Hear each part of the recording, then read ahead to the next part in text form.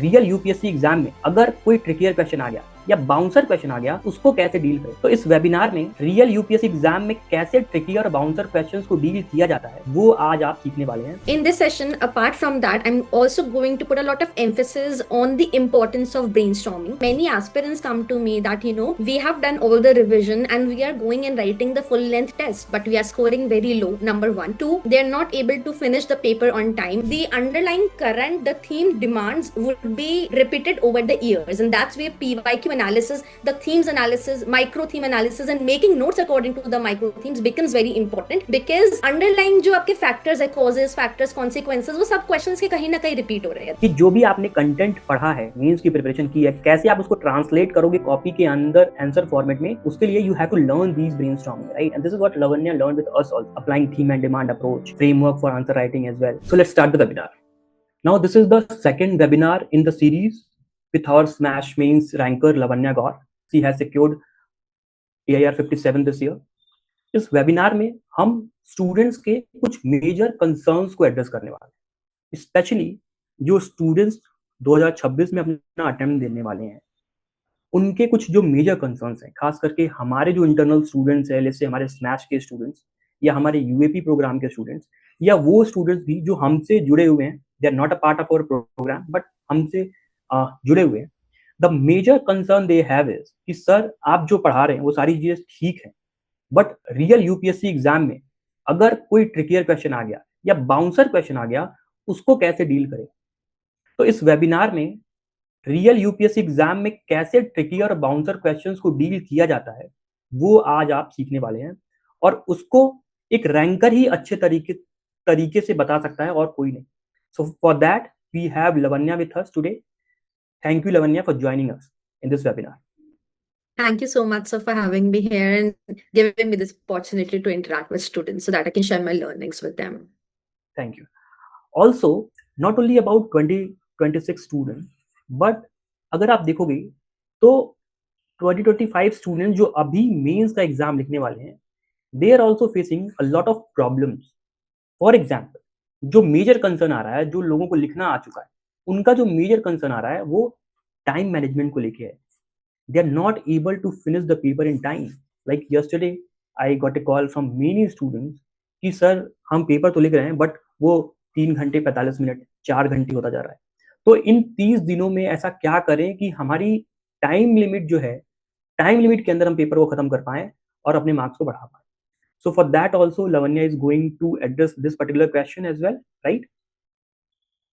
Also, moving on, today I'm going to announce two major things. The first is for the 2025 students कि civil जेली अपना smash means का all India open test conduct करा रहा है on 1st, 2nd and 3rd August, right?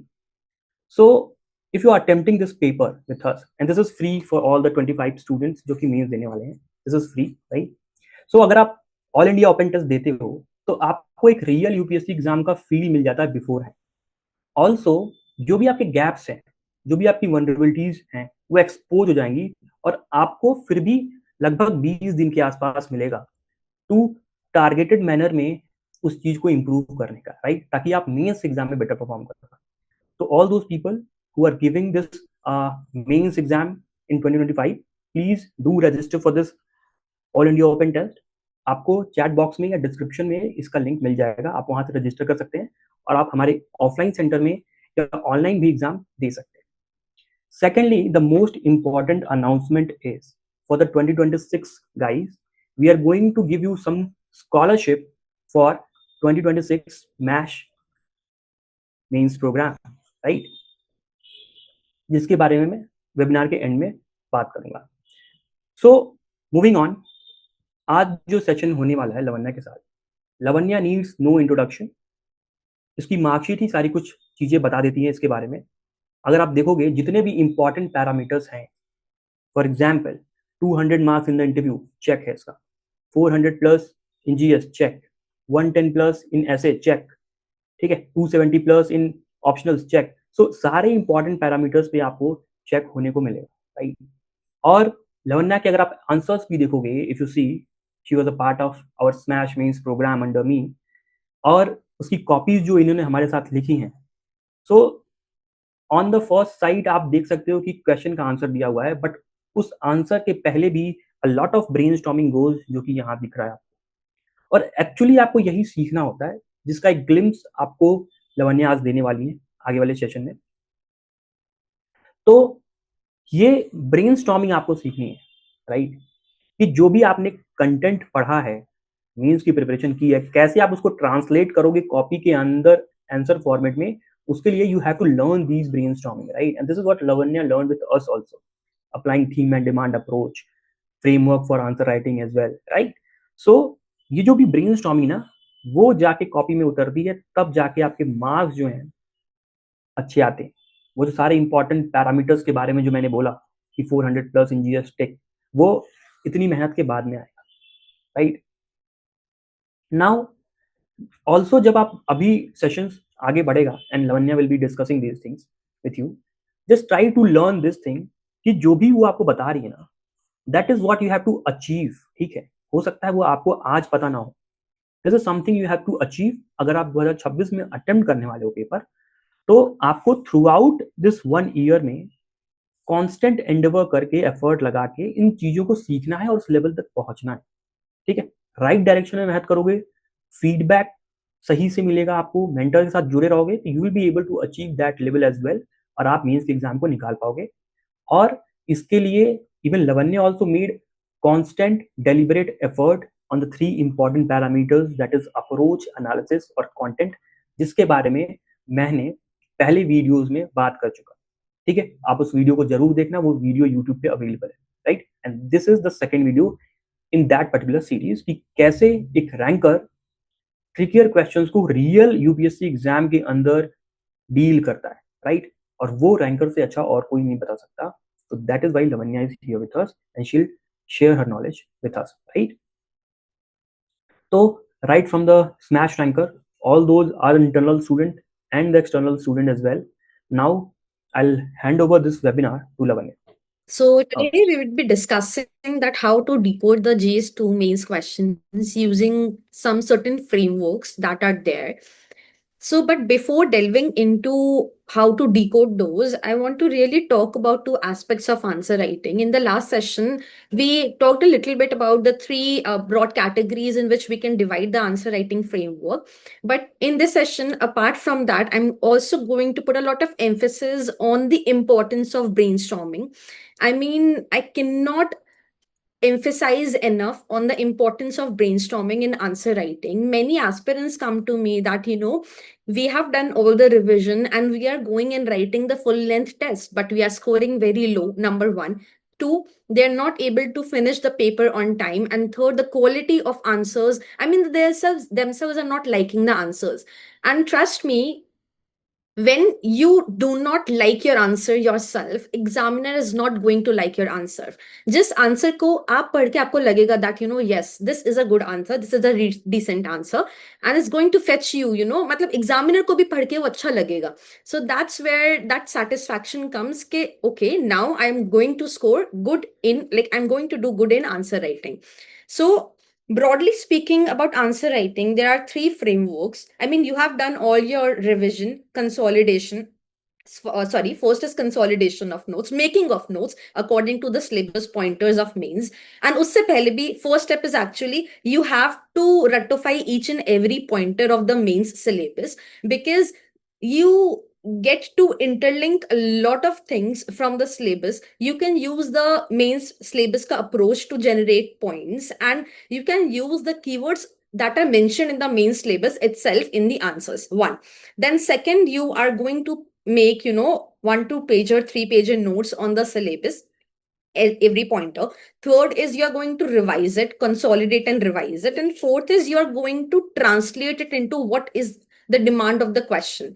See, studying and revising, learning things is one thing, and then answering it, translating your knowledge according to what is being asked to you is very important. And these are two different things. And brainstorming is a link that, it's a link that connects these two things, the knowledge in your head and what you produce on your paper. So brainstorming is a very, very important factor. And I would suggest, highly recommend that, even if you're appearing for 26 or maybe 25 ke liye, to abhi you would have a lesser time. So rather than, obviously you would have to write full length test because that gives you a simulation of the real test environment. But so what I was talking about is that you have to do, like I was asking all of you to devote at least 30 minutes of your time. Maybe you can solve, pick up 5 PYQs of a subject in morning and 5 PYQs before going to bed, and just, take your pen or paper, or no need to take pen and paper, आप अपने दिमाग भी पढ़िए question को and try to decipher what is the theme of the question, what is the demand of the question, how are you actually going to address according to the demand of the question. Make an answer framework as we discussed in the previous video, and we are going to discuss it today as well. And then try to generate points कि आप इसमें ये लिख सकते हैं, अभी आपने ये पढ़ा है, how to interlink that with the demand of the question, what committees you can include, what all data that you have read and you can remember, you can include in that, because उससे आपको ये भी पता लगेगा कि जो आपने पढ़ा है वो आपका एक्चुअल में निकल के आ रहा है according to the demand of the question or not. So see, broadly, answer writing mein, one is, first step is that whenever you come across a question, you identify the theme and the demand of the question, because usse aapko aap second step pe jaoge, that is generating points according to the demand of the question using some templates also we discussed in the last session, that we can use SDG templates. SDG तो आपको सारे याद करने होते हैं, 17 के 17, और थोड़े बहुत अंदर के जो रहते हैं minute specific details के साथ. You can use SDG template to generate points. You can use the component based framework, the temporal framework, or pestle approach, the very generic approach, to generate points on the spot, because questions would be new, but the underlying current, the theme demands would be repeated over the years. And that's where PYQ analysis, the themes analysis, micro theme analysis, and making notes according to the micro themes becomes very important, because underlying जो आपके factors है, causes, factors, consequences, वो सब questions के कहीं ना कहीं repeat हो रहे हैं, right? And third comes value addition. Value addition comes from you reading the newspaper. Any one newspaper would suffice. Second is, अगर कोई कमिटी वगैरह कुछ न्यूज में चल रहा है, उसने कुछ बोला है. थर्ड इज, आप FLTs देते हैं.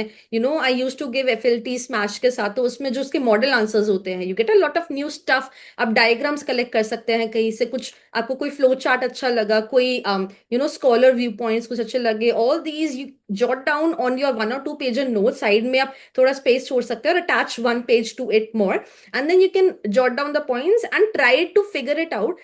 Let's suppose अगर आपने कोई व्यू पॉइंट पढ़ा है, एस जयशंकर सर ने कुछ कहा है किसी बायलैटरल रिलेशनशिप के बारे में, और some multi alignment foreign policy. So try to think that wherever you can use those points. Even in GS1 some topics you can use those points. GS2, 3, 4 ऐसे में आप यूज कर सकते हैं. That way try to make your content paper neutral. It's not like a silos approach में preparation होनी चाहिए, GS2 का है तो GS2 में यूज करेंगे. No, because you have limited carrying capacity of your brain and you have to utilize the knowledge in a maximum possible manner. Right. So, and then brainstorming. So brainstorming, I would say that, the clarity of your answer on the paper will only come when there is clarity in your head. So brainstorming will help you. आप जैसे मैंने आपको जो exercise बताई है, giving 30 minutes of your day to PYQ brainstorming, so that would train your muscle memory कि whenever you see a new question, within 20 to 30 seconds, because आपके पास 10 mark के लिए 6.5 to 7 minutes maximum होते हैं. So within those 20-30 seconds, you get the theme and the demand of the question. You make, or you decipher the question framework, you decipher the answer framework, and what all are you going to write? What would be the introduction? Would it be using some current affairs context, or some data, some committee report, or some quotation, or whatever? What would, like, for example, which constitutional article would you use? Which DPSP or fundamental right would you use? कोई supreme court की judgement use हो सकती है. सो मतलब आपको ना ये 20-30 seconds में मैक्स टू मैक्स मतलब 40 seconds, everything would come to your mind eventually. अभी आपको ये लग रहा होगा, especially like who have just started answer writing, that it's very impossible कि 30-40 seconds में lot of stuff coming to your head. But then this is what practice means, right? Practicing to train your mind to brainstorm on questions according to a structure will help you to get your thoughts in structure, and that structure, that clarity would reflect in your answers too, that it would translate into that the lucid flow that is required in the answers, and that is is what examiner will give marks for, and that is what it will differentiate your answer copies from another like other candidates. So that's what the importance of brainstorming is. And जब आपके structured thoughts होते हैं ना, the issue that you're not able to complete that 10 marker question in 7 minutes, या 3 घंटे का paper 4 घंटे में हो रहा है, बिकॉज असली में आपको 4 घंटे नहीं मिलेंगे. And that practice will help you to manage your time in such a beautiful manner. तो उसी के लिए it will help, this brainstorming practice will really help you to complete your paper on time. So moving on, coming to the GS2 questions. Now, I think that like what I feel is GS2 is one of the most scoring papers in all the general studies, because syllabus is somewhat well defined. It is static heavy, although, obviously we have to include current affairs and whatever is there. But it is easier to integrate current affairs, right? Because questions on governance, rights, health, education, welfare, they are easily linkable with the recent government schemes, the policies, whatever is there in the budget, etc.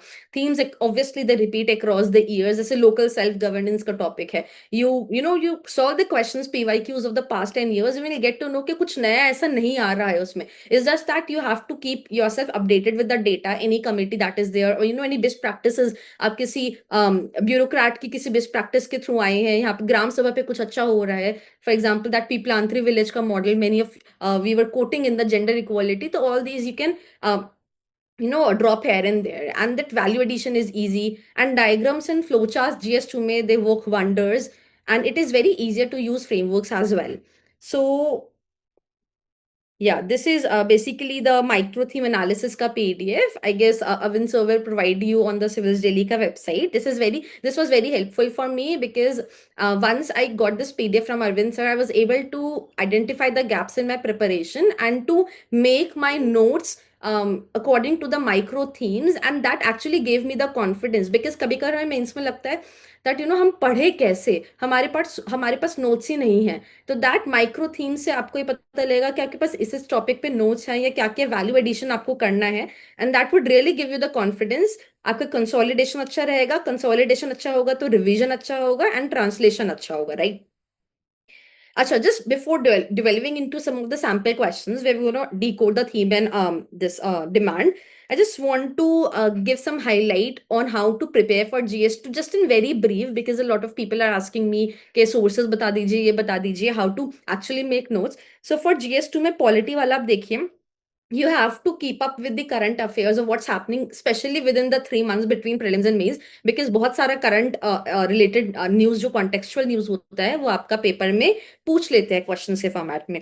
So make a handy page of supreme court judgments. I guess X factor notes में जो भी relevant current updated judgements होते हैं वो सब provide करते हैं. Committees के रिकमेंडेशंस और हर एक सिलेबस के पॉइंटर्स पे कौन कौन से आप कमेटी यूज कर सकते हैं, कौन सी जजमेंट हो गई, कोई स्कॉलर के व्यूज आपने पढ़े हैं, राइट? जैसे इंटरनेशनल रिलेशंस में एस जयशंकर सर के व्यूज हो गए, C Raja Mohan sir, even Modi sir के, they giving like very very good quotations और good ideas about, and that you can use it in your answers, right? Then obviously constitutional article आपको एकदम रटे हुए होने चाहिए, specially fundamental right, DPSPs, fundamental duties. And अगर आपको किसी भी GS2 के क्वेश्चन में, I would say specially polity governance, अगर आपको कुछ भी और कंक्लूजन नहीं आ रहा, if you are missing like you are behind the time or you're missing out of time, तो लास्ट में there is always a very good approach to just link that theme and demand with the constitutional article, because जो भी questions पूछ रहा है कुछ ना कुछ कॉन्स्टिट्यूशन में उसका रेफरेंस जरूर होगा. So either go for rights based approach और कुछ डीपीएसपी का यूज कर लीजिए to give a positive way forward कि ऐसे ऐसा करना चाहिए हमें in aligning with this and this DPSP. So that would give a very crisp, this thing, because governance polity is all about, it's coming and flowing from the constitution itself, right? Then use quotations, and then data trends. तो आपको हर एक चीज पे handy रखने. For example parliament, it's like a very burning topic, तो उस पर क्या मतलब कितनी सेटिंग्स हो रही हैं, कैसे कैसे डिक्लाइन हुई है, कौन से कितने बिल्स हमारे PSCs के पास जा रहे हैं, ये नहीं है. You can obviously use some, rather than just putting the data, you use some bar graphs के कोई ट्रेंड इंक्रीज हो रहा है, या अगर आपका जैसे पोवर्टी डिक्रीज हो रहा है, तो शो समथिंग लाइक कि ऐसे ईयर में पोवर्टी डिक्रीज हुआ है. कुछ आपका विशियस साइकिल या वर्चुअस साइकिल वाले हैं तो आप उसमें यूज कर सकते हैं. कुछ फ्लो चार्ट्स यूज कर सकते हैं just to show a life cycle sort of approach. So that would break the monotony, and it will help the examiner to fetch you more marks. it will help you to fetch more marks, right? For international relations, again, it is very easy to predict questions. You do not have to study everything. You analyze the past year previous year questions. अगर जैसे for example maritime security पे last year question है, so this year it would be a bit like the possibility of getting a question on maritime security is a little low. थोड़ा एक year छोड़ के they tend to repeat, right? So अगले year maritime security पे question की possibility दोबारा थोड़ी सी बढ़ जाएगी. तो 3 महीने में जो हो रहा है, you have to keep up with the things in IR as well. I use to read Indian Express that, ठीक है. मोस्टली क्वेश्चंस कंट्रीज पे होते हैं, ऑर्गेनाइजेशन डायस्पोरा, तो उसमें मेंस के सिलेबस में तो the pointer is very less कि बायलैटरल हो गए, मल्टीलैटरल हो गया, ऑर्गेनाइजेशन हो गया, बट देन जो भी कंट्रीज न्यूज में है, मॉलडीव्स के साथ कुछ हो गया, सेंट्रल एशियन रिपब्लिक के साथ कुछ हो गया, यूएस के साथ, तो हर एक कंट्री के साथ आपको एंड देन ऑर्गेनाइजेशन के साथ आप 2-2 पेजेस के नोट्स रेडी रखिए with the current context, because in IR questions mostly you can start with the context that is there in the news, and that will give a reflection that you are well prepared, you are well read, and you are able to connect the question that is asked to what is happening, to what you have read in the past few months, right? Then you can use certain dimensions in IR. I use this dimensions extensively. Medic sheds. तो ये आप direct ये देख सकते हैं आप. I share the PPT as well that military, हर एक कंट्री के साथ कुछ ना कुछ मेजर इश्यूज ही होते हैं, इसी पे बात चल रही होती है, right? Military, we have military. Economic में वी हैव टाइक, मैंने बना लिया था, tourism, trade, investment, infrastructure, energy. It will help you to generate points, specially in IR, right? Diplomacy, development aid, जो हमारी डिप्लोमेसी होती है, इंस्टीट्यूशंस के ऊपर बातें, cultural, soft power, diaspora, strategic angle जो होता है हमारा, right? Geopolitical angle, health हो गया हमारा, इन्वायरमेंट के ऊपर आजकल it's a very burning topic, disaster and everything. And then scholars views, again that I mentioned it earlier, they are very very important to specially mention in your IR, because we are not that well versed कि हम अपने opinion बना सके. That's where we have to take some reference of some heavy weighted opinions that we are quoting these, so that would actually give a qualified argument about the topic that we are writing in, right? Governance की तो आपका ethics के साथ cover हो जाता है, mostly PYQs ही repeat होते रहते हैं. एंड इसमें आप बेस्ट प्रैक्टिसेस, जो हम एथिक्स में भी अपने नोट्स में इंक्लूड करते हैं, किसी भी चीज पे आप बेस्ट प्रैक्टिसेस बना लीजिए, केस स्टडीज, वो इजीली आपकी कोट हो जाती है गवर्नेंस में. I also heavily took the best practices, the case studies from the X factor and the FLT वाले नोट्स. एंड सोशल जस्टिस में अगेन जो लेटेस्ट बजट में आया है, उसमें कोई नई स्कीम्स है, you add on from that. Then आप health, poverty, education, these are the burning topics, and हमेशा कुछ ना कुछ पॉवर्टी, हेल्थ, इन सब चीजों पे रहता ही है. और कुछ समझना है तो SDG बेस्ड कंक्लूजन कर लीजिए. कोई थिंकर ने कुछ बोला है तो आप उस एंगल पे आप सोशल जस्टिस में कंक्लूजन कर सकते हैं. Again you can use the constitution वाले आर्टिकल्स हो गए, आपके DPSPs हो गए, एंड NGO SHGs पे take some case studies handy which are easy to code, right? So these is the basic like broad view of the how to prepare for GS2, and refer to the micro themes and PYQs as well. Now coming to some of the questions where we're actually going to look how to decode it. So basically theme and demand are something that theme is the core idea that is being asked to you in the question, and demand is what UPSC wants you to do with that theme. They want you to explain that, analyze that, evaluate, critically analyze. All these are different keywords, and this needs to be answered in a different format, right? Coming to the first question, it says that analyze the role of local bodies in good. अब जब भी question पढ़ता है ना, you underline the important keywords. Analyze the role of local bodies in good governance and the pros and cons of merging rural and urban local bodies. अभी जल्दी में कभी कभी क्या रहता है ना, हम पहला पार्टी एनालाइज कर लेते हैं और दूसरा देखते नहीं. That's where the importance of analysing theme, demand, question framework, answer framework comes into picture, so that we address each and every demand of the question, so that it gives a feeling of wholesomeness, और तभी examiner marks देगा आपको, right? So इसका theme क्या है? We have local bodies, you have devolution of powers, right? Demand 1. Now analyze is basically अभी हम देखेंगे कैसे इसको डिमांड से जोड़ते हैं. Demand 1 is the role of local bodies in good governance, right? So पहले हम आंसर फ्रेमवर्क इसका बना लेते हैं. आंसर फ्रेमवर्क में first would be, because it's asking about local bodies, तो आप इसको कॉन्स्टिट्यूशनल आर्टिकल से स्टार्ट कीजिए, 73rd एंड 74th, राइट? इसको आप करिए कि ऐसे ऐसे फ्रेमवर्क एस्टैब्लिश हुआ था पंचायती राज का. Now second demand, now coming to the demand 1, role of local bodies in good governance, right? This is the second answer framework. आप इस पे कुछ 5-6 पॉइंट्स लिखिए कि decentralisation, self governance, consensus oriented, जो भी आपके पॉइंट्स है, जो भी आपने नोट्स में बनाया है, right, and substantiate those points with examples. For example, accountability, right? It is helping in ensuring accountability. How? Social audits of MNREGA.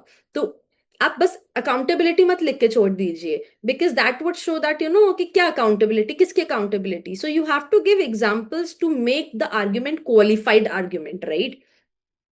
Basically this is known as substantiating the argument. Then second comes okay, so analyze the role of local bodies in good governance। ये हमने role analyse कर लिया, ठीक है। अभी they're asking pros and cons of merging the rural bodies. अभी अभी देखिए इसकी टोन क्या है, कि मर्ज करा रहे हैं रूरल एंड अर्बन को, मतलब कुछ ना कुछ हमारे चैलेंजेस है रूरल बॉडी में, जिसकी वजह से ये ऐसा कहना चाह रहे हैं कि अगर हम इसे ऐसा कर दे तो क्या होगा। सो आप directly role of local body से इस पे नहीं आएंगे, प्रोज एंड कॉन्स पे। You would write this hidden demand here, that I call it as hidden demand, कि करने के प्रोज एंड कॉन्स क्या होते हैं। तो चैलेंजेस में आप वही 3-4 पॉइंट्स लिखेंगे।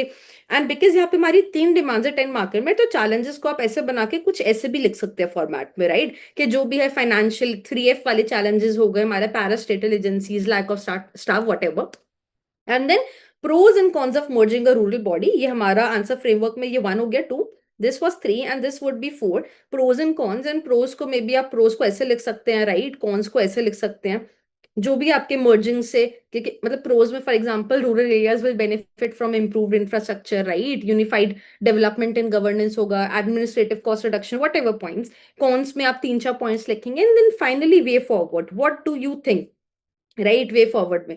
तो अभी आप देखिए इसका थीम क्या है बेसिकली, कि कुछ ना कुछ लोकल बॉडीज में पंगा है। तो वे फॉरवर्ड क्या लिखेंगे, कि कैसे हम लोकल बॉडीज की एफिशिएंसी बढ़ा सकते हैं, राइट। तो जो भी आपने इसमें पॉइंट्स अपने जनरेट करे होंगे, कि हमें ग्राम सभा को रिवाइटलाइज करना चाहिए, उनको मैन पावर बढ़ाना चाहिए, वट एवर इंक्लूसिव डिस्कशंस होने चाहिए, capacity building, all of that.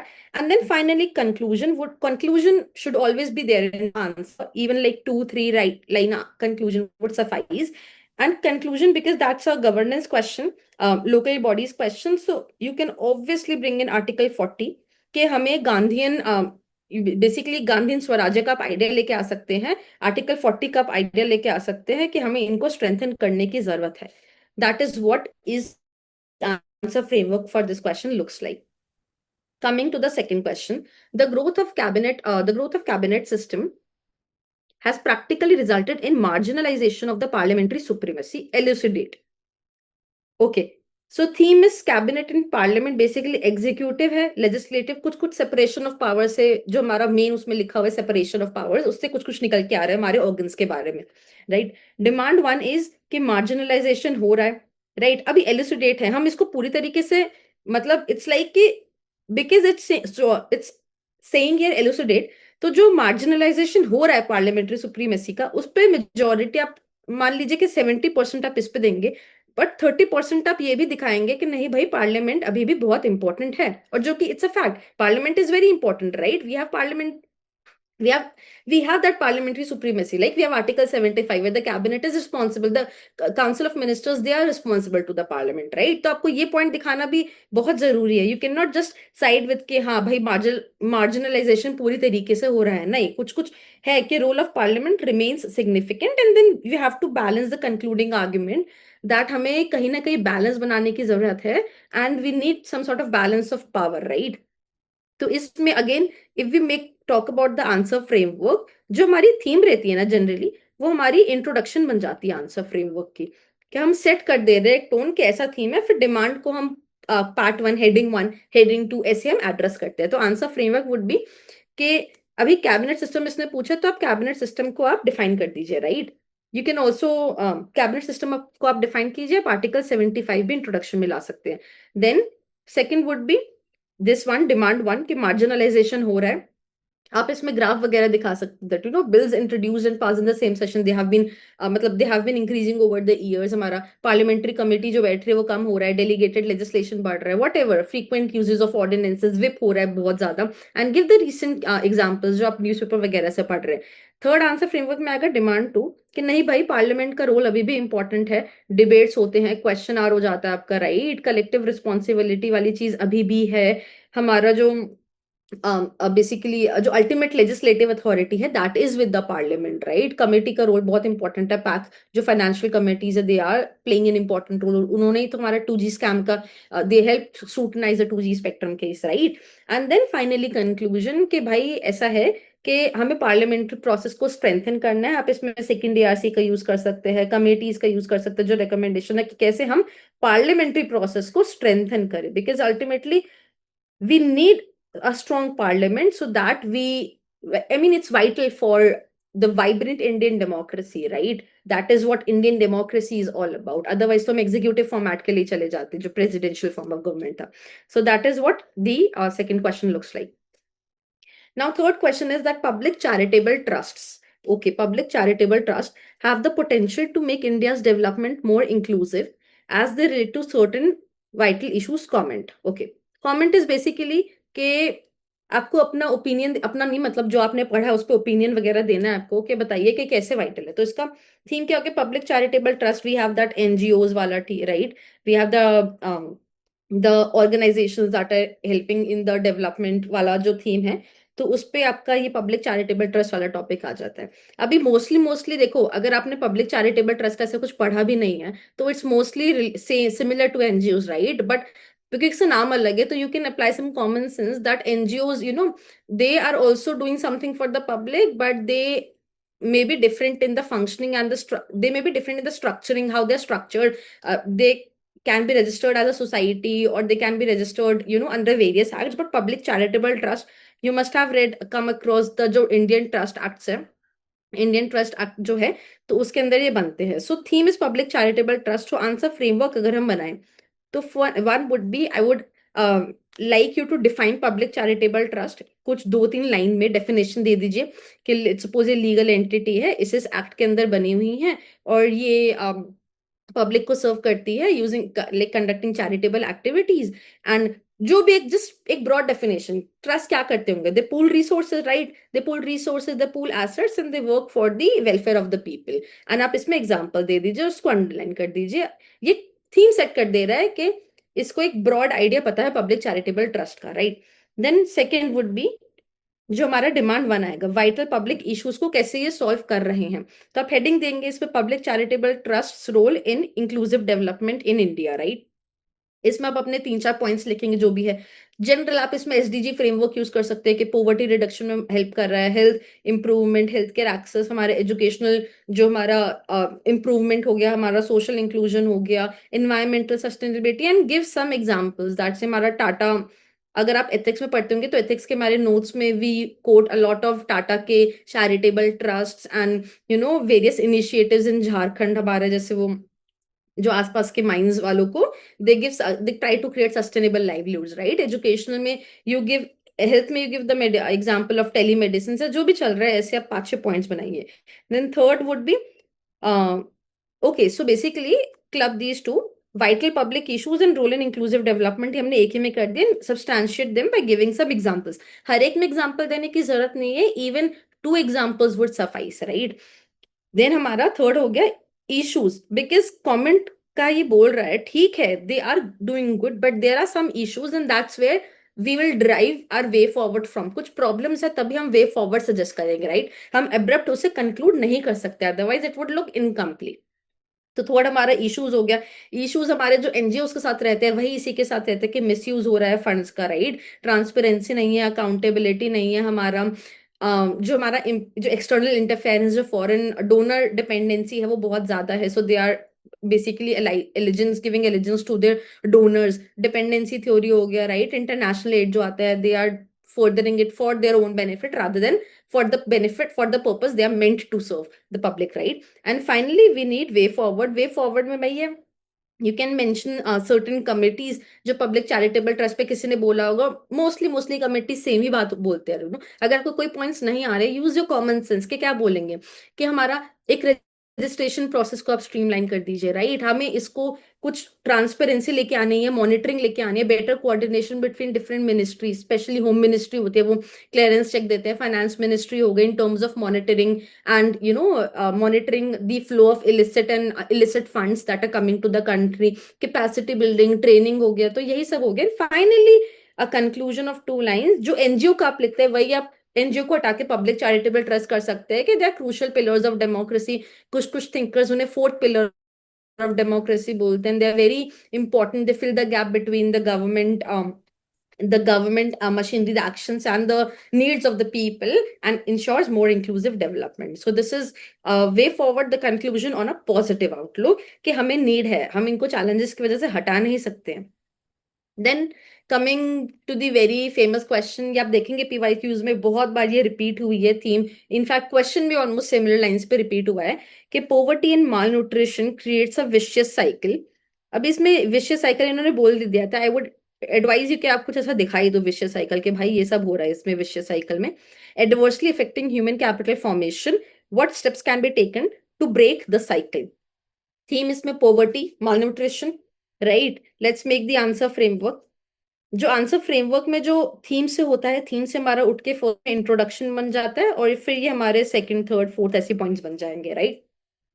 Poverty mall nutrition पे आप बेसिकली कुछ नंबर्स वगैरह दे सकते हैं, आप human capital human development index को फॉर्म कर सकते हैं, दिखा सकते हैं कि भाई इंडिया की रैंक ऐसे ऐसे है एंड पोवर्टी अभी घटी है, बट आप इसके थोड़ा नेगेटिव एंगल को इधर दिखाएंगे कि अभी भी इतने लाख पुअर पीपल है। माल न्यूट्रिशन का आप एनएफएचएस से डेटा कोड कर सकते हैं, तो ये सब सिनेरियो है कंट्री में and therefore like it does create a vicious cycle adversely affecting this as seen below। अब सीन बिलो में एक नीचे छोटा सा आप ऐसा कुछ चार्ट बना दीजिए इधर, sorry, you can make something के पोवर्टी हो रहा है, पोवर्टी से लो इनटेक ऑफ न्यूट्रिशनल फूड हो रहा है, राइट, देन हमारे डिजीजेस बहुत ज्यादा हो जाते हैं, इससे इन्फेक्शन हो जाते हैं, डिजीजेस और इन्फेक्शन होंगे तो हमारे लोगों में क्या प्रॉब्लम आ रही है, हमारा disability adjusted life years, right, we have stunting हो गया, वेस्टिंग हो गया चिल्ड्रन में, ये सब होगा तो हमारा प्रोडक्टिविटी कम हो जाएगा, प्रोडक्टिविटी कम होगा तो अनएम्प्लॉयमेंट रहेगा, इनकम कम होगी and that is leading to poverty and लिख दीजिए the vicious cycle, right. And उसके बाद आप कुछ तीन चार ऐसे अलग सी छोटी सी हेडिंग बना के दो तीन इसमें केसेस दे सकते हैं कि अफेक्टिंग ह्यूमन कैपिटल फॉर्मेशन में, ये तो आपने डायग्राम दिखा दिया, इसमें आप कुछ कुछ मतलब डेटा एग्जांपल्स दे सकते हैं कि असर की रिपोर्ट ऐसे ऐसे दिखाती है भाई, राइट, चाइल्ड मोर्टालिटी बहुत ज्यादा हो गई है, मतलब it's increasing and it is leading to reduction in human capital वाला फॉर्मेशन, एजुकेशनल लिमिटेशंस बहुत ज्यादा हो जाती है, प्रोडक्टिविटी लॉस, जो भी आपके जो वो है। Then fourth is steps to break the cycle. Now इसमें आप जो भी अपने आपने स्कीम्स वगैरह पढ़ी है, हर एक की आप एक एक लिख दीजिए, फूड की, न्यूट्रिशन की, पोवर्टी के लिए स्पेसिफिक हमारे हो गए, right, women empowerment, economic empowerment, जो भी आपकी स्कीम्स हैं, फाइनली आई वुड से कि इंक्लूड लाइक एसडीजी, जो आपके एसडीजी 1 हो गया, no poverty and two zero hunger, के ऐसे ऐसे मल्टी स्टेक होल्डर अप्रोच की जरूरत है so that we can achieve these SDGs within the time that we got, ऐसा कुछ करके that's the answer framework for this question। I hope I'm not going too fast, let me know if I'm going too fast, I'll slow down a bit। Guys, you can comment and tell us in the chat box, yes or no. Muskan is saying it's fine, Monica is also fine with it. Okay, thank you so much। Be attentive, right, in the session. Okay, Lavanya, you can continue. Yeah. Then coming to the next question, we have the doctrine of democratic governance makes it necessary that public perception of integrity and commitment of civil servants become absolute positive, discuss। ठीक है, तो इसमें हमारा theme क्या है, doctrine of democratic governance. अब इसमें आपने एज सच कहीं पढ़ा नहीं होगा कि doctrine of democratic governance, just apply your basic common sense, whatever we are studying about the good governance वाला चीज, that is all it's talking about democratic governance, अब मेथिक्स वगैरह में बहुत पढ़ते हैं। तो इसका जो theme would become introduction, right, so in answer framework it start with, I would ask you that if there is some terms, right, it is easy, I mean, it is good to give a small clear definition of what you mean by this term, so that will let the examiner know that आपको theme अच्छी समझ में आ गई है, तो अब जो demands आप एड्रेस करोगे ना, वो भी आप अच्छे से करोगे. तो you define democratic governance, it's a system of govern, अपनी भाषा में जो भी आपको लिखना है कि institutions are functioning according to democratic processes, norms, etcetera etcetera.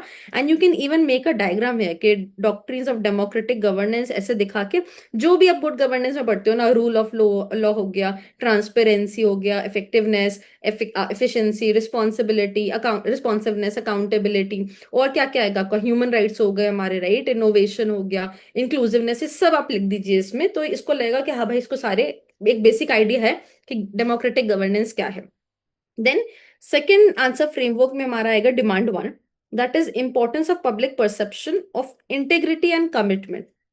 अभी देखिए, इसमें हम ऑब्वियसली इसका थोड़ा मतलब दिखाएंगे कि चैलेंजेस क्या है, but because it is discuss, तो हमारा 70% फोकस डिमांड 1 पे रहेगा, दैट कि इसकी इंपॉर्टेंस क्या है. और क्योंकि हमें वे फॉरवर्ड लिखना है, तो इसलिए थोड़ा चैलेंजेस दिखाएंगे 20-30%, and then we will come to way forward, but mostly the priority would be this, right. 150 words है, तो आपका अगर 2 पेजेस है ना, तो इंट्रोडक्शन आपकी यहाँ 2 लाइन में आ जाएगी, मैक्स टू मैक्स 3 लाइन में, इतने में डायग्राम आ जाएगा, एंड आपका यहाँ पे फिर पूरा वो इंपॉर्टेंस वाला चीज चल रहा होगा, और फिर चैलेंजेस में आप एक दो इधर लग के finally way forward and conclusion कर सकते हैं, राइट.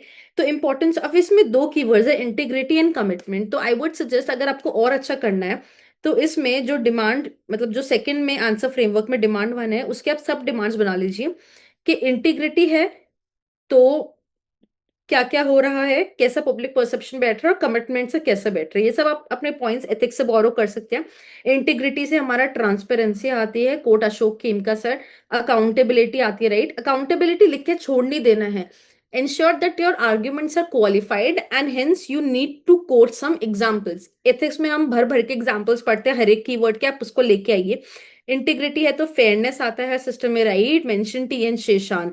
हमारा पार्टिसिपेशन, इंटीग्रिटी है तो आप लोगों को, जो एक स्पिरिट है सर्विस की, कि आप लोगों को साथ लेके चलते हैं, you encourage for participation, right. You write that. And then commitment. Commitment में अगेन यू राइट 3-4 पॉइंट्स कि आप अगर कमिटेड है तो आप रिस्पॉन्सिवनेस आपका अच्छा आएगा, राइट. दुर्गा शक्ति नागपाल मैम ने जो करा था, she stood against the illegal mining etcetera, sand mining, तो उसमें आप कोट कर सकते हैं. इफेक्टिवनेस, एफिशिएंसी, जो कीवर्ड्स ऊपर लिखे हैं ना, उसी को कमिटमेंट से आप जोड़ के rule of law, trust building, what आप लिखिए. देन फाइनली अब दिखाइए चैलेंजेस के भाई कुछ कुछ चैलेंजेस हैं. अभी या तो आप चैलेंजेस ऐसे लिख सकते हैं, चैलेंजेस लिखा 1-2-3, या आप ऐसे कर सकते हैं कि आपने चैलेंजेस इधर लिखे एंड देन वे फॉरवर्ड ऐसे लिख दिया. वे फॉरवर्ड ऐसे लिखे एंड फाइनली 3 लाइन का आपका कंक्लूजन हो गया, राइट. तो चैलेंजेस वही जो हम एथिक्स में पढ़ते हैं, corruption, bureaucratic red tape, political interference, etcetera etcetera. And way forward में वही कि हम 360 डिग्री, हमें अप्रेजल की जरूरत है हमारा, right. We have to insulate civil servants from political. हमारा सिटीजन सेंट्रिक जो हो गया, हमारा मिशन कर्म योगी आप मेंशन कर सकते हैं. हमारा रोल बिल्डिंग, रूल्स, हमारा रोल के ऊपर ज्यादा फोकस होना चाहिए, रूल सेंट्रिक, गाइडलाइंस क्लियर होनी चाहिए, ये सब करके. And finally the conclusion, many great leaders in our country, they are mentioning some good lines about the role of civil servants in democracy, how they are doing good. So आप उसको positive उस पे conclude करेंगे कि भाई they should help the countrymen in making their dreams come true, whatever, like any conclusion that is on the positive lines. Then we have explained the reasons for the growth of public interest litigations in India. As a result of it, has the Indian Supreme Court emerged as the world's most powerful judiciary. Now, theme is PIL, right? PIL वैसे नहीं दिखेगा. It's mentioned in the main syllabus as the institutions, the structure, functioning of judiciary, executive and all of that. तो उसमें आपका PIL भी एक सब topic आ जाता है, राइट. तो इसमें आपका आंसर फ्रेमवर्क में 1 वुड बी द PIL. तो इसमें आप PIL को सिंपली डिफाइन कर सकते हैं. सो अगर आपने PIL पर नोट्स भी बनाएंगे तो सुप्रीम कोर्ट की भी डेफिनेशन लिख सकते हैं, otherwise you can write your own definition. Then second, I am really sorry. Then second, it is asking reasons for growth of PIL. Very straightforward. You write the reasons for growth of PIL. आप इसमें 4-5 points mention कीजिए कि relaxation of locus स्टैंडाई हो गया था, तो कोई भी फाइल कर सकता है, हुसैन रखा, and mention the supreme court cases. जो भी जुडिशरी से रिलेटेड क्वेश्चन है ना, आई वुड हाईली रिकमेंड, और वैसे भी लाइक इन ओवरऑल GS2 वाला paper, mention the supreme court cases wherever possible, and highlight them और put them in a box. Focus देगा वो आपका एग्जामिनर का कि इसको पता है कि किस केस में ऐसा हुआ है। हमारा एक्सेस बढ़ गया है, राइट, हमारे जो सोसाइटल कंसर्न्स जो फोरफ्रंट पे आ रहे हैं due to media and increased awareness. For example the MC Mehta case में जो सब हुआ उन्होंने करा था, right, executive and legislative inaction हो गया, जिसके रीजंस की वजह से जो हमारे PIL लोग फाइल करते हैं, लेजिस्लेटिव वैक्यूम और executive non compliance whatever. Then third would be, it is asking, has the Supreme Court emerged the world's more powerful judiciary because of this? तो आप इसको पहले फेवर में आर्ग्यूमेंट्स देंगे, दैट कि आप फेवर में ऐसे आर्ग्यूमेंट्स दे सकते हैं कि ऑब्वियसली आप देखेंगे कि आर्टिकल 21 का कितना ज्यादा एक्सपेंसिव, मतलब एक्सपेंसिव इंटरप्रिटेशन हो गया सुप्रीम कोर्ट का, राइट। जुडिशियल रिव्यू के अंदर वो कुछ भी, मतलब they are overturning executive legislative decisions, they are intervening in the policy matters, they are having suo motu powers, they are basically what we call as judicial activism. सब favour में arguments देंगे कि हाँ भाई इसकी वजह से सब मोस्ट पावरफुल हो गया है, बट क्या ये असली में, मतलब we can not be you know taking like 100% to this के मोस्ट पावरफुल बन गया है। तो हमें एक अगर आर्ग्यूमेंट अगेंस्ट इट भी दिखाना है कि भाई ऐसा नहीं है, वर्ड्स की मोस्ट पावरफुल नहीं है, we have the checks and balances in place, right. And even the supreme court itself has some problems, जैसे हमारा जो हमारा डिसीजन में इनकंसिस्टेंट डिसीजन मेकिंग हो जाता है, right. And sometimes the rulings that they give they lead to divided public opinion हो गया, right. There is inefficiency and delays in the process. अगर आपकी वर्ल्ड की मोस्ट पावरफुल है तो आपका बहुत ही एफिशिएंट, बहुत ही इफेक्टिव तरीके से वो काम कर रहा है एक institution, but we are seeing case like challenges within the judiciary itself. There are a lot of backlog cases of around 4.5 crores, so that is itself example that ऐसा नहीं है। Then there is a lot of criticism of policy intervention, like policy interference, like for example BCCI वाला जो example था, they're overstepping into the domain of executive, the sports administration, that is out of their ambit. This is what we are talking about, separation of powers in a constitution, right? And जो supreme court decision भी दे रहा है उसका implementation नहीं हो रहा, तो ये दिखा रहा है कि भाई इतना भी पावरफुल नहीं है ये। So you have to give opinions on this side too, and then finally balance करके कि दिखाइए आप इसमें कि मोस्ट पावरफुल नहीं है, and then finally like way forward दिखाइए कि हमको बैलेंस करने की जरूरत है। हमारा जो लेजिटिमेट जो केसेस है PIL के जो आ रहे हैं, because the question is about PIL originally, तो PIL मतलब हम कैसे उसे इफेक्टिव बना सकते हैं, right. We can have stricter admissibility criteria, specialised benches बिठा दो हमारा, राइट। सेल्फ रेगुलेशन आप एनकरेज कीजिए, should not become a method for like PIL is public interest litigation, not private interest litigation. आप PN भगवती सर को सभी पढ़ते हैं, PIL का जब टॉपिक पढ़ते हैं उन्होंने जो कहा था, you can coat him. So that would end this on this note. Now coming to the next question, we have critically analyze मतलब कि हमें दोनों तरफ के ओपिनियंस देने हैं। critically analyze India's evolving diplomatic, economic, strategic relations with the Central Asian republics, highlighting their increasing significance in the regional and global geopolitics. Now because ये तो पूरे एक मतलब एक रीजन पे क्वेश्चन आ गया, तो इसमें सबसे पहले आपके दिमाग में आना चाहिए कि आप एक छोटा सा मैप बना दो इंडिया का। मतलब इफ यू प्रैक्टिस तो आप ऐसे इंडिया का मैप दिखा के इधर दिखा सकते हो 2-3 कंट्रीज जो भी आपके हैं, Turkmenistan, right, Uzbekistan, Kazakhstan, Afghanistan, ऐसे करके। तो ये आप दिखाएंगे तो इट वुड शोकेस के हाँ भाई एक वो मोनोटनी ब्रेक हो जाती है। छोटा सा अपना डायग्राम दिखा दो and mark this region as करके कि सेंट्रल एशियन रिपब्लिक, खत्म। Now theme is obviously central Asian republic. So answer framework जब बनाएंगे तो इसमें आप मोदी जी कुछ ना कुछ बोलते रहते हैं किसी, जब भी कोई कंट्री विजिट करते हैं या किसी रीजन के बारे में। So you can start by giving you know two line introduction ऐसे थीम के बारे में, that Indian central Asia bound together by shared history, even geography for that matter, culture, mutual interest and all of that in peace and development. Then coming to demand 1 which would become answer framework का part 2, आप इसमें पूछा diplomatic, economic and strategic relations. हर एक में आप, क्योंकि 150 marker में उन्होंने काफी चीजें पूछ ली हैं, तो आप इसमें 2-2 3-3 पॉइंट्स आप दीजिए। इकोनॉमिक में आप मे बी दो तीन एक एग्जांपल देके बता सकते हैं, ट्रेड कितना है, राइट, इन्वेस्टमेंट जो ओएनजीसी विदेश का कजाकिस्तान के ऑयल फील्ड्स में है, कनेक्टिविटी आप इकोनॉमिक में connectivity is also kind of diplomacy in that, INSTC का एग्जांपल दे सकते हैं। स्ट्रैटेजिक रिलेशंस में हमारे एससीओ है, जो ग्रुपिंग्स उनके साथ बने हुए हैं वो आप दे सकते हैं, balancing regional powers and all of that. Then it's asking highlighting their increasing significance, तो increasing significance in regional and global geopolitics में आप दिखाएंगे कैसे बढ़ रहा है energy security, right? Like great power there's a kind of like great power competition in these areas for resources. China's BRI आप quote कीजिए, right? Russia wants to maintain the security ties with the CSTO, which is a counter to NATO, and strategic location है उनका, right? Agreement वगैरह कुछ याद है तब दिखा, मतलब इसमें मेंशन कर सकते हैं, अदरवाइज अगर नहीं भी याद है तो एटलीस्ट जो मैंने आपको मेडिक शेड फ्रेमवर्क बताया था उससे you can generate points, right? And then security concerns due to Afghanistan stability, all of that. And then finally challenges, because challenges के बाद ही it would make sense for writing the way forward and critically analyze it, right? So challenges तो कुछ ना कुछ relation में होते ही हैं, right? तो इसमें आप जोग्राफिकली लिमिटेशन दिखा दीजिए कि वो लैंडलॉक्ड है, ठीक है, हॉस्टाइल नेबर्स है, काम नहीं करने दे रहे। चाइना को तो आप हर एक में चैलेंज में मेंशन कर दीजिए, ट्रेड वॉल्यूम कम है, राइट? तो ये सब आप चैलेंजेस दिखा के and finally some way forward, कि कुछ ना कुछ जयशंकर सर ने बोला होगा कि जो एक्सटेंडेड सेंट्रल एशियन रिपब्लिक्स आ रहा है, एक्सटेंडेड नेबर हो, तो उनके साथ आप अच्छे रिलेशंस कीजिए, right? We want security, stability and prosperity for this region, India, whatever India can do for that, you should mention here. Then we have almost the second last question, that is the e-governance. ये e-governance itself is mentioned in the paper, the syllabus mails. E-governance is not just about the routine application of digital technology in service delivery process.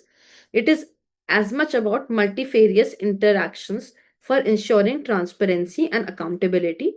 In this context, so basically for this we have to, like, अगर यहाँ पे हमारा 3 pages का है, सो आप इस पे एक पेज दे सकते हैं कि कॉन्टेक्स्ट, और आई वुड से कि थोड़ा start the interactive service model वाला फ्रॉम, अगर आपके 3 पेजेस है ना ऐसे, तो पहले पेज पे या तो कॉन्टेक्स्ट का पूरा थोड़ा ई गवर्नेंस का बता दीजिए, सेकंड पेज से तो definitely would have to start from interactive service model, because बोल रहे in this context evaluate the role of interactive service model of e-governance, right? So the question actually is this, in this context, and ये एक line पहली context वाली है, सो may be 3-4 page में और max to max 1 page में आप थोड़ा ई गवर्नेंस का बता के, एंड बाकी 2 पेजेस आपके आईएसएम पे रहेंगे, इंटरैक्टिव सर्विस मॉडल पे, राइट? तो थीम ई गवर्नेंस की डेफिनेशन सब पढ़ते हैं आप, इसमें वो बताएंगे, राइट? उसके बाद आप एप्लीकेशन, जो इस पे लिखा है एप्लीकेशन ऑफ डिजिटल टेक्नोलॉजी, कुछ आप ऐसे करके बता सकते हैं, right? Service delivery, how it is ushering like transparency and accountability, e-Sanjeevani, C-Vigil portal, whatever like you've studied for examples. Then multifarious interactions अलग से हेडिंग बना के, ये सब पहले पेज में हो रहा है सब काम, multifarious ensuring okay, 1 second, ensuring service delivery and transparency and accountability, ये डायग्राम बना के थोड़ा कुछ पॉइंट्स में भी लिख सकते हैं इसके साथ, के पब्लिक एक्सेस को बढ़ा दे रहा है, राइट? सिटीजन का फीडबैक मैकेनिज्म इससे अच्छा हो रहा है, CP grams portal, all of that. तो कुछ डायग्राम में दिखा दिया अपने चार, और कुछ 2-3 पॉइंट्स लिख दिए। उसके बाद आएगा role of interactive service model of e governance. अब ये थोड़ी टर्म जैसी है, मतलब नई टर्म जैसी है, तो आई वुड से आप इसको डिफाइन कर दीजिए, इंटरैक्टिव क्या है। अगर आपको पेपर पहली बार you are coming across this term, just apply a common sense कि हम इंटरैक्टिव किससे बोलते हैं, राइट? जब हम किसी चीज से इंटरैक्ट कर पा रहे हैं, तो ई गवर्नेंस में जब there is some sort of 2 way communication, जब वो हमारा सुन रहे और हमें अपना फीडबैक दे पा रहे हैं उनको, that is some sort of interactive, right? So it's some sort of 2 way communication between the government and citizens, and it is very much encouraged. That is why it is interactive. We want people to, we want to make the processes inclusive in that sort. So what is the role of interactive service model? आप इसमें 5-6 points लिखिए कि digital democracy, we are fostering digital democracy, online consultations हो रहे हैं, आपके surveys हो रहे हैं, राइट? अकाउंटेबिलिटी कैसे मेंशन हो रही है? हमारा फीडबैक मैकेनिज्म से, जो हमने सीपी ग्राम्स के ऊपर मेंशन करा था। सर्विस डिलीवरी अच्छा हो रहा है, and we can obviously launch complaints to online, so that is a sort of interactive model. Then what are the issues with the interactive model? Issues में वही जो डिजिटल गवर्नेंस के आपने इश्यूज पढ़े होंगे, डिजिटल डिवाइड हो गया, right? Literacy का इशू हो गया, इंफ्रास्ट्रक्चर का इशू हो गया, technology dependence cyber security risk वगैरह हो गए, टेक्नोलॉजी का कुछ भी आता है, आप 5 6 पॉइंट्स तो जनरल कहीं भी मेंशन कर सकते हैं, राइट? तो ये सब हो गया। And finally way forward because हमारा question e governance interactive service model, तो वही है कि हमें बेसिकली मतलब जो भी आप इस पे कंक्लूजन लिखे कि हमें इन प्रोसेसेस को स्ट्रेंथन करना है, right? We have to do some business processing re engineering using information technology, using AI now, machine learning जो भी हम यूज कर रहे हैं, सो दैट it becomes more easier for the people to interact, and in that way we can realize the goal of Viksit Bharat New India, connect that with 2047, the digitally empowered India we're envisioning about, all of that stuff, like all of that terms, Viksit Bharat 2047 का idea आप GS2 के paper में बहुत बार लेके आ सकते हैं। And then coming to the last question for the day, we have terrorism has become a significant threat to global peace and security. Okay. Evaluate the effectiveness of the United Nations Security Council's Counter-Terrorism Committee and its associated bodies in addressing and mitigating this threat at the international level. अभी when I came across this question in the actual exam ना, बस एक थोड़ा idea था कि ऐसे committee, because it recently sat for some like discussions and all, but detail में इतना नहीं पढ़ा था। I guess it was recent also, that time mains से कुछ टाइम पहले ही हुआ था। तो but in these questions, and especially it is 3 pager question to 50 words, you have to apply basic sense कि जब भी कोई इंटरनेशनल कमिटी बन रही है, मुझे नहीं पता उसका क्या मैंडेट है, क्या है, बट क्या करना चाहेगी वो, right? They want to criminalise the financing, terrorism is all about they are getting finances, they are getting the people, the recruitment processes, the financial support from the overground workers. They have good capacity building, they have strong networks across the countries, right? So ये सी सब चीजों को, जो terrorism के main hotspots हैं, जो pen points हैं उनके, तो वहां पे ही वो अटैक करेगी कमेटी, राइट? और वही ग्लोबल कोऑर्डिनेशन चाहिए, because terrorism is a global threat, right? So how to answer this question? सबसे पहले तो टेररिज्म के किसी भी क्वेश्चन में आप रट लीजिए टेररिज्म की definition, you define it with simple 2 liner definition of terrorism क्या है एंड टेररिज्म क्या है। Then definition 1 would be terrorism as a significant threat. अगर आपको ऑब्वियसली, अगर आपको ये पता है कि यूएनएससी की काउंटर टेररिज्म कमेटी बैठी है और उसका कुछ आया है निकल के, तो आई वुड से कि टेररिज्म की डेफिनेशन के बाद ऑल्सो गिव अ कॉन्टेक्स्ट कि ऐसा ऐसा सीन हुआ है। और अगर आपको कॉन्टेक्स्ट नहीं पता है करंट अफेयर्स का, then just simply write about terrorism and then उसको हम इधर हैंडल कर लेंगे, जो इफेक्टिवनेस वाला चीज है, right?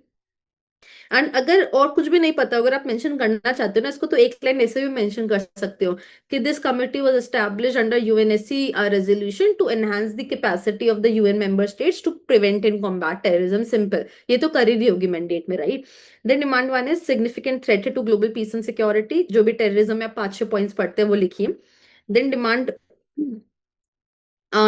2 would be that effectiveness of evaluate है ना, तो इसमें हमें पॉजिटिव और नेगेटिव दोनों दिखाने पड़ेंगे। इफेक्टिवनेस क्या है?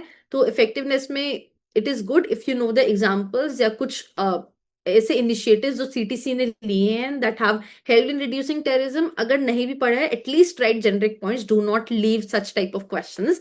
तो right, it is helping in targeting the terrorist financial network, जो एफएटीएफ है वो कहीं ना कहीं इसी के साथ कोलैबोरेट कर रही होगी, right? Then we have it is ensuring monitoring and compliance, right? National compliance के जो audits वगैरह होते रहते हैं, जो state visits होती हैं, then जो sanctions लगाती है, जो यूएनएससी sanctions लगाती है, उसको enforce कहीं ना कहीं कर रहा होगा, right? Capacity building हो गया आपका, international collaboration हो गया, sharing information mechanisms develop कर रहे हैं, channels हो गया हमारा, legal framework हो गया, यही सब एक कमेटी organization करती है। देन चैलेंजेस क्या है? ऑब्वियसली चैलेंजेस है, पॉलिटिकल इंटरेस्ट हो जाते हैं, वीटो कर देते हैं यूएनएससी में जो P5 मेंबर्स हैं। Balancing security with individual right, जैसे हमारे इंडिया में भी यूएपीए वगैरह लॉज हैं, राइट? तो technological changes is very rapid, encrypted communication और ये सब, terrorist are very advance in these things, implementation gaps है, राइट? हमारा रिसोर्सेज इतने नहीं है कंट्रीज के पास, इस हिसाब से पैसा वैसे तो ज्यादा लगाते भी नहीं है। तो वे फॉरवर्ड में क्या होगा कि आप कुछ तो हमें टेररिज्म से, अगर आपने कोई तो you have some, you must be having terrorism के ऊपर नोट्स बनाएंगे तो कुछ आप लिखे, अदरवाइज मल्टी प्रोन्ज अप्रोच आपको लेने की जरूरत है। और terrorism is a facet of the underdevelopment, undevelopment, less, the socio-economic disparities. So उन सबको बढ़ाने की जरूरत है. We need responsive governance. We need a unified strategy with all the, with a strong political will coming from all the countries, proactive measures, communication अच्छा होना चाहिए, right? And implementation gaps should be minimized as much as possible. तो इसी way forward पे आप एक solution oriented approach के साथ इसे conclude कर सकते हैं. So I guess that's all for the questions today. Let me know if you have any doubts. So thank you, Lavanya, for this enriching session. I think this is going to help our student a lot. Also, जो लोग इसको देख रहे थे session को और 2026 में attempt करने वाले हैं paper, now these 2024 questions are PYQs for you, right? Or getting the approach directly from a ranker is very rare. तो आई थिंक आपने अटेंटिवली लवन्या को सुना होगा, उसकी अप्रोचेस को समझा होगा, राइट? और आप इन्हीं अप्रोचेस को बाकी PYQs में भी लगा सकते हो for let's say brainstorming. Okay, so we'll go for the question answer sessions now, but before that I told you about the major announcement. First, that we are conducting this thing, our all India open test for the people who are going to appear in mains this year. तो वो free होने वाला है, right? And also for the 2026 students जो हमें smash mains में join करना चाहते हैं, we are going to give you 30% discount on our prices, right?